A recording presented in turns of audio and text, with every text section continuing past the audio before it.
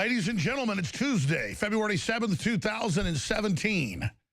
And we've got stunning information and documentation today to break down as we give you the latest analysis of the global war taking place against the huge megacorporations and their attempt to establish a out-of-control, oppressive technocracy. Again, I'm Alex Jones, your host. Thank you so much for joining us today. I'm going to get into all the news, and I mean all of it coming up in the next segment. But first off, I want to talk about something that affects us all, and that's life and death. A lot of people I talk to never even get to meet any of their grandparents, much less all four of them. And my grandmother was almost 93 years old when she died this morning at about 1:30, and she was still cogent a few days ago when I went and visited with her. But she'd had breast cancer for about 6 years. She'd had breast cancer before, and they'd removed part of her breast. She got breast cancer 6, 7 years ago and decided to not be operated on, and that she would just go home when God was ready for her.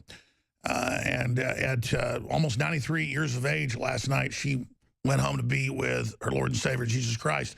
But the reason it's important is I don't really cry for the 93-year-old woman who I knew my whole life and loved so much and who taught me so much. I cry for the 30-year-old woman who went and got the second round of polio shots when my mother was 4 years old and her brother was 9 years old, that paralyzed her and almost killed her and took her years to be able to walk again. And she was a beauty queen. And then I think about the SV40 cancer viruses that were admittedly in that vaccine as well, and to think about how they soft-killed my grandmother way back in the early 1950s. So they got her way back in the early 1950s when she was 30 years old. Everybody should really think about that and think about what vaccines are doing to people today, especially our military that are shot up with so many experimental ones as well. And I just think about how magic it is to have all these great ancestors and to know that I'll have progeny into the future and I'll be one of their ancestors. I just want to deliver for humanity and really build something beautiful and great. And so did my grandmother. And all four of my grandparents were great, interesting people in different ways.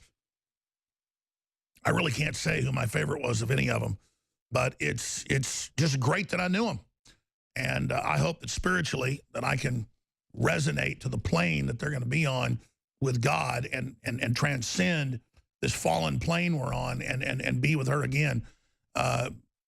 She was very, a few days ago, she'd be conscious, talking about things, be completely there, and then just suddenly be somewhere completely else, talking to her dead brother and talking to other members of her family. So she believed she was already in heaven. And I think about Colonel Craig Roberts, who was a Marine Corps sniper and veteran helicopter pilot, investigator and best-selling author, sniper, one shot, one kill, who exposed Oklahoma City as an inside job and so much more, and the murder of police officers by the Clinton mafia to cover it up. And he died for about 10 minutes on the operating table for colon cancer and was there at the portal with the angel. The decision was made to send him back. They'd already walked off and he came back to life. And atheists and people that don't believe in God and people that are in other cultures, they have that same near-death or death experience. So just know this, there's a lot going on in this world, but I just want my grandmother to know that I love her and I appreciate her and I can still feel her presence now, just like I can feel my first grandparent that went, Jerry Jones, my dad's dad, back when I was only 6 years old. And it's just good that I will carry them forward with me. And I hope my children will carry forth my energy and my spirit with them, just as they carry my genetics. And so let's just all think about our fallen grandparents and, of course, our parents and everyone we love.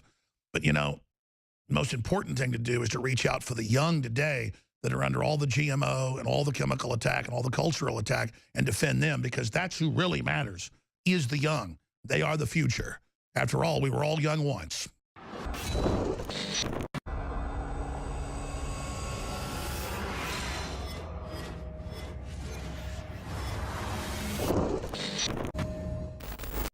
Look, I'm not going to sit here and say, see, I told you so, that communist Chinese-style net censorship was coming to the web, because it's already here.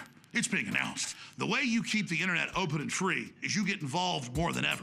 Go to Infowars.com/app. A new battleship in the fight. Infowars Live, available right now. We're looking for a crew to man it. You gonna sit down and play games and be a trendy? Or are you gonna be part of history? Don't sit by and let the internet and free speech be stolen from you. Take action.